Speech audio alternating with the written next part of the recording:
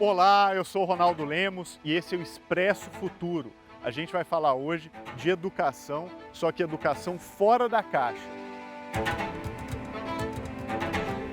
O que eu queria era democratizar a informação para derrubar o muro que existia entre a maioria dos brasileiros e a educação financeira e a tomada de decisão consciente. Eu não acredito que a pessoa estuda, aprende para ficar para ela. Assim, não é possível que alguém pense desse jeito, sabe? Se pensar, vamos rever tudo isso. Até porque eu acredito que quando a gente joga para o mundo, as coisas se resolvem mais rápido. Ninguém vai construir absolutamente nada sozinho. Pode ser a pessoa mais excepcional, inteligente, capacitada. Ninguém faz nada sozinho.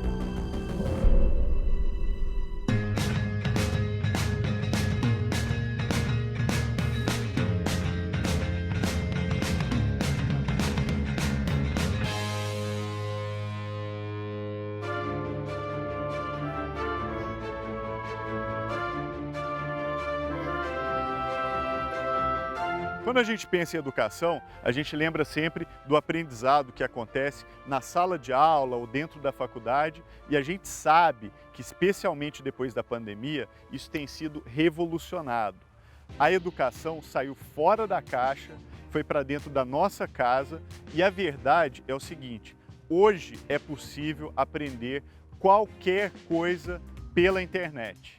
E além disso, tem uma quantidade enorme de inovadores que estão construindo startups, empresas inovadoras que estão transformando o universo educacional. Tem uma empresa de educação que eu admiro muito no Brasil, que é a Estante Mágica. Ela foi criada por dois empreendedores jovens, o Pedro Conce e o Robson Mello, e eles criaram uma plataforma para que alunos das escolas de todo o Brasil possam criar os seus próprios livros.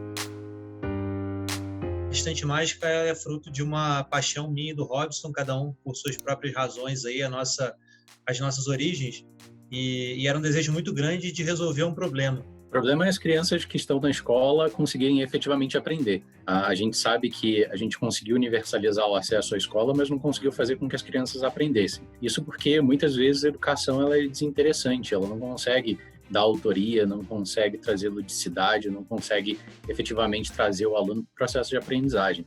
E a gente estava convicto de que isso precisava de alguma forma mudar, e a gente foi ouvir muito a experiência de professores que trabalhavam no dia a dia na sala de aula.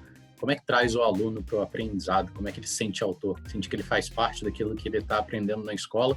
Como é que você traz a família? Como é que você traz o professor? A gente sabe que toda criança adora desenhar, adora escrever, adora criar as suas próprias fantasias. E é isso que a Estante Mágica permite. Você manda esse material por meio do aplicativo deles e eles editam e te mandam de volta um livro digital ou um livro impresso físico. Nessa brincadeira, eles se tornaram um dos maiores programas de leitura e escrita do Brasil. E a gente tem que lembrar que o Brasil é um país que lê pouco. E muitas vezes o livro da Estante Mágica é o primeiro livro na casa de muitas das famílias do Brasil. Da mesma forma que o Bill Gates lá atrás, no passado, dizia que ele queria fazer com que cada casa, né, tivesse acesso a uma máquina, né, a gente quer fazer também que cada casa ela possa ter acesso a um livro. A gente sabe o quão transformador isso aí é. A gente tem a escola justamente como essa grande parceira. E foram quase 1 milhão de crianças, Ronaldo, que se transformaram em autores de livros de verdade no Brasil, na Colômbia, no México, na Argentina, no Quênia, na Índia. A gente tem um retorno incrível das comunidades onde a gente atua. A gente tem notícias de professores que dizem que quando um pai ou uma mãe que não sabem ler ou escrever receberam aquele livro em casa, eles falaram: caramba, eu preciso me alfabetizar. E entraram na educação de jovens e adultos para se alfabetizar, porque falou: meu sonho é ler o livro do meu filho.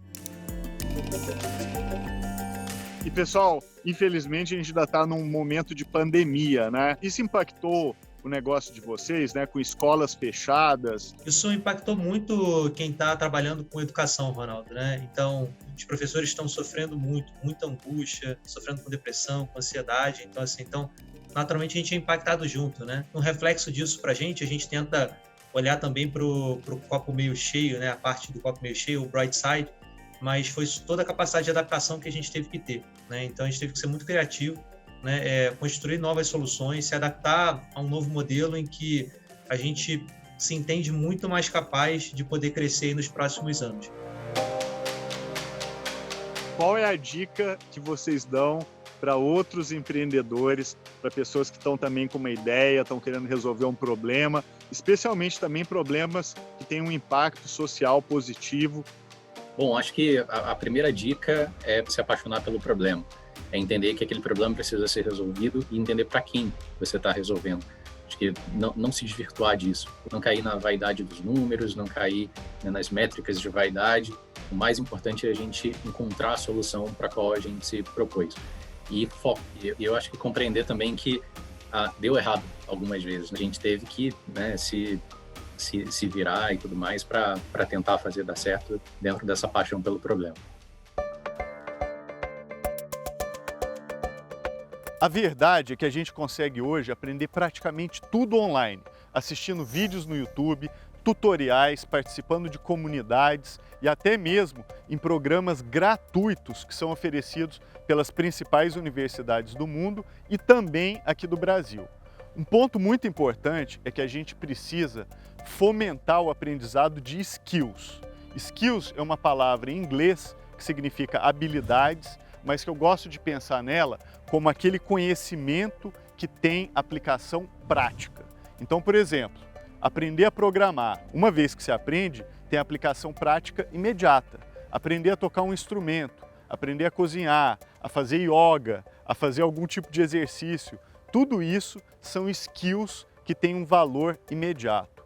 E esse conhecimento de aplicação prática é essencial para a gente pensar o desenvolvimento do país. Afinal, o nosso maior desafio é participar da economia do conhecimento, é transformar o que tem na nossa cabeça em valor econômico, produtos e serviços. Se a gente pensar, o Brasil já é muito bom em transformar recursos naturais em valor econômico, seja na agricultura, na mineração. Mas para a gente se desenvolver mesmo, a gente precisa transformar o que está dentro da nossa cabeça em valor econômico. Se programação é um dos skills mais importantes do mundo de hoje, muita gente se pergunta, mas onde é que eu aprendo a programar?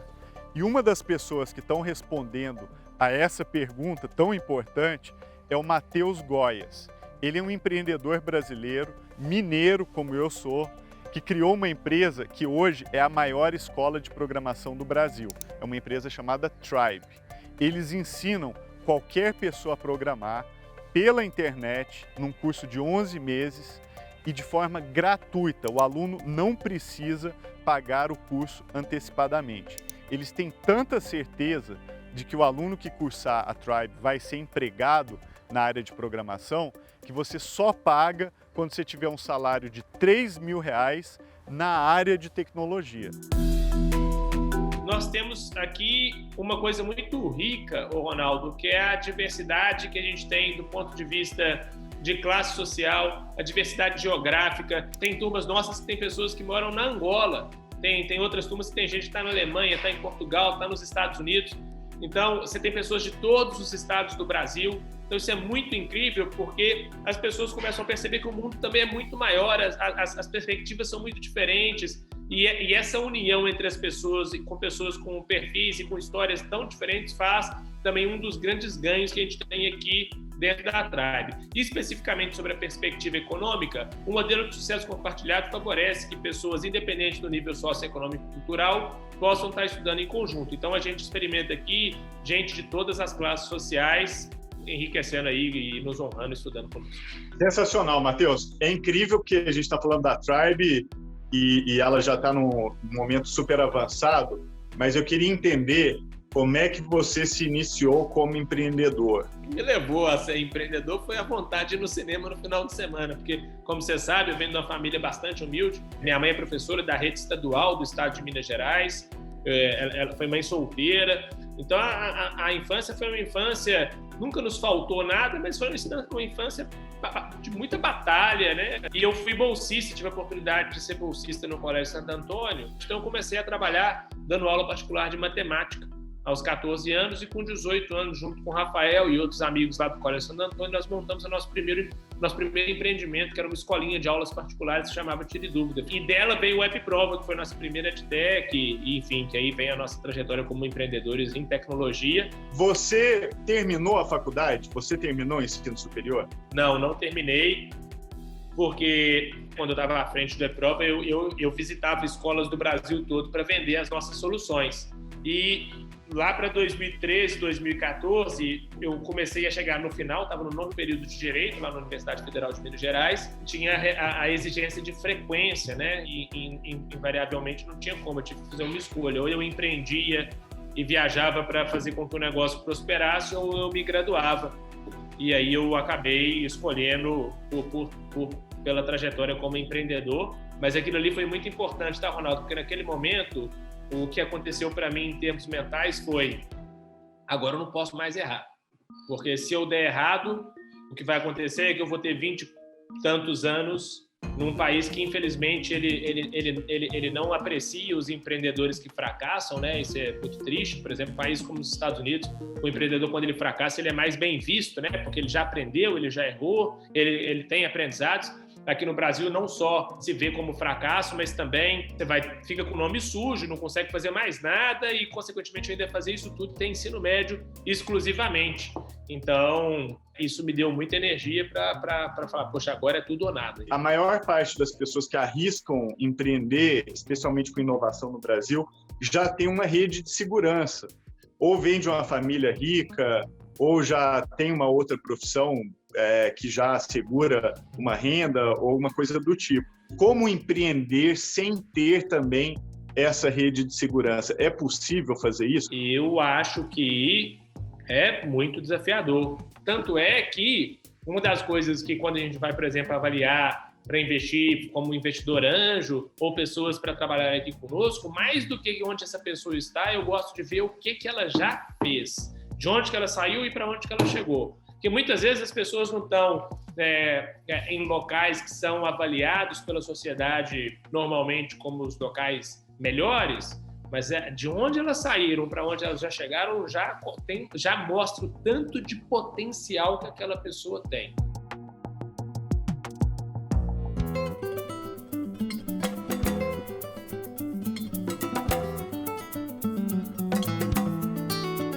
Uma das empreendedoras que mais fazem acontecer no Brasil é a Monique Evelli.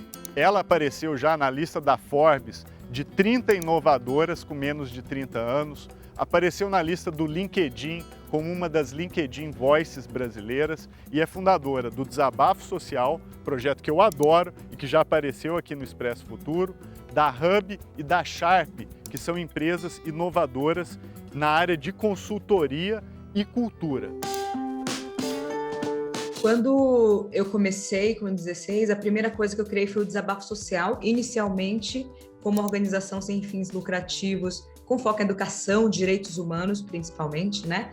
E agora se torna esse laboratório de tecnologias sociais aplicadas à geração de renda e também à educação. Então, como é que a gente... Hoje, pensando na internet, toda hora surge uma rede social nova, né? É muito difícil acompanhar tudo, mas como é que a gente troca esse textão ou converte esse textão em solução real? Então, a gente cria desafios sociais, desafios criativos, onde a gente consegue remunerar com micropagamento essas pessoas que em outras redes sociais não ganhariam absolutamente nada, mas ali está construindo futuros possíveis, né? Porque se o futuro não for possível, não dá para ser alternativo, senão a gente assina embaixo que a humanidade faliu, e é isso que a gente não quer fazer, pelo menos eu não quero fazer. Quando a gente cria Inventivos, né, eu e meu sócio, é muito nesse lugar. Há espaço para todo mundo no futuro do trabalho? E a gente percebeu que não, se continuar do jeito que está. Porque a gente sabe que a gente precisa de novas habilidades para esse novo mundo, esse novo mercado, essa nova sociedade. Mas como é que a gente consegue garantir algo também acessível e que democratize todo esse conhecimento para a base da pirâmide? E Monique, e o seu livro, né? Seu livro fala exatamente sobre esse tema também, né? Quando eu escrevi esse livro, eu falei, tá, eu vou compartilhar exatamente tudo que eu passei e não quero que outras pessoas passem. Porque a gente tem esse receio, né? Por que não falar que deu errado? Né? Por que não falar que não vá por esse caminho que não foi legal para mim. Pode ser que funcione com você, mas existe um contexto e eu gostaria de compartilhar contigo. Então eu explico que tá tudo bem, que você pode mudar o mundo e ainda assim pagar suas contas, contratar pessoas e tornar o futuro mais empreendedor e menos precarizado, porque a gente sabe que existe muita precarização quando a gente fala de negócios, empreendedorismo e também startups. Quando é que você percebeu que os seus projetos estavam dando certo, né? Porque geralmente quem faz empreendedorismo de inovação percebe muito rápido quando está dando errado, mas não consegue muitas vezes perceber onde é que o sucesso chega. Eu percebi quando as pessoas realmente utilizavam a plataforma do desabafo, quando a gente fez uma campanha em 2017 sobre algoritmos racistas, e que bom que agora as pessoas popularizou um pouco, né, a temática, e isso viralizou e foi para Harvard, enfim. Eu falei, as pessoas estão entendendo o que a gente está falando e colocando a mão na massa também. Monique, tem uma das premissas do seu trabalho que é compartilhar conhecimento. Não por acaso você trabalhou com software livre, né? Que é exatamente sobre isso. Estamos num momento pandêmico, muito desemprego, muitas frustrações e sonhos não realizados. E talvez quando a gente compartilha qualquer coisa, pode ser desde a música, gastronomia, independente de áreas, a gente estimula o outro a se movimentar em relação àquilo que ele quer construir, porque tem uma coisa que talvez seja uma fantasia minha, mas eu tenho um mantra que é sonhar, imaginar e criar. A gente está numa fase, muitas pessoas, principalmente periféricas, que sonham mesmo, imaginam, e não conseguem criar. Talvez porque não tenham conhecimento direcionado para aquela criação. Talvez porque não tenha a ferramenta e as pessoas necessárias para aquela criação. Então, além do conhecimento, como é que a gente começa a construir também conexões valiosas, sabe? Todo mundo ganha. Ninguém vai sair perdendo quando o conhecimento é compartilhado, porque a gente transforma aquilo em algo que realmente é valioso. E a gente é impactado positivamente depois. Então, não acho que a gente estuda, aprende, para ficar em casa falando, que legal, eu li mais um livro. Tá bom, né? E daí? E o próximo dia? E o dia seguinte? São essas perguntas que eu faço para mim. Então, espero que as pessoas façam também. Tem coisa que a gente precisa aprender que a escola não ensina. Um exemplo é educação financeira. Onde é que eu aprendo isso? No Brasil, a pessoa que melhor respondeu essa pergunta é a Natália Arcuri, criadora do canal Me Poupe. Ela criou um programa de educação financeira no YouTube, na internet, no rádio, na televisão, onde ela já ensinou milhões de pessoas no Brasil a tomar decisões melhores sobre o seu dinheiro. A Nath, ela é uma empreendedora. Ela acreditou nela mesma, nessa missão que ela tomou para si e acabou se tornando uma celebridade, não só no Brasil, mas cada vez mais também fora do Brasil, como dona do maior canal de finanças do YouTube. Mas, Natália, sobrou muito pouco, eu não consigo viver com isso, quer que eu passe fome? A Nath não quer que você passe fome. A Nath quer que você tenha fome de vitória. O que eu recomendo? No mínimo, 30% do quanto você ganha. Bom, Me Poupe hoje, como empresa mesmo, está chegando no seu 6º ano e eu só posso falar que com conhecimento é possível, mas que só conhecimento não basta, porque era o que eu tinha. Eu tinha uma vivência com educação financeira que não veio dos meus pais. Sou jornalista de formação e algo que me marcou muito, alguns empreendedores, né, têm esse momento clique, eu tive. Eu estava fazendo uma matéria sobre violência doméstica. Foi a mesma época que eu estava numa separação e eu comprei a minha parte do imóvel. Naquela mesma semana eu fiz essa reportagem que mostrava que a cada 7 segundos no Brasil uma mulher é vítima de violência doméstica. E 70% dessas mulheres se submetem a relacionamentos violentos porque são dependentes financeiramente. E a minha vida, ela só passou a fazer sentido no momento em que eu passei a viver para mudar a vida dessas pessoas. É incrível, né? Essa história, eu acho que ela não só é admirável, mas ela é uma inspiração para um monte de gente. E eu queria saber desse salto. Você estava numa emissora de TV, tinha salário, visibilidade, estava no ar, né, fazendo matérias e assim por diante, e você trocou isso pela internet. Ronaldo, aí é que o planejamento financeiro faz toda a diferença. Quando eu pedi demissão, eu podia ficar 1 ano e meio sem ganhar nada. A gente já estuda, né, na economia comportamental que quando você tem esse respaldo financeiro, a chance de você arriscar mais no seu negócio é muito maior. Quando você vai empreender com medo de perder dinheiro, a chance de você empreender errado ou de você não dar saltos grandes é muito maior. Já tem pesquisa mostrando isso. Então, como eu tinha já esse colchão financeiro, eu pude ousar mais, eu pude testar mais. Eu fui, não é dizer que é sem medo, eu fui focada em fazer dar certo. Porque quando a gente fala de empreendedorismo, de inovação, a verdade é que a maioria das pessoas no Brasil não tem rede de segurança nenhuma, né? Isso me dói, sabe? Porque as pessoas que têm menos colchão de segurança são as pessoas pobres, pretas, que moram nas periferias do Brasil e assim por diante. E, na verdade, eu gostaria que todo mundo tivesse a chance de participar dessa economia do conhecimento. A missão da Me Poupe é trazer impacto nacional através do indivíduo.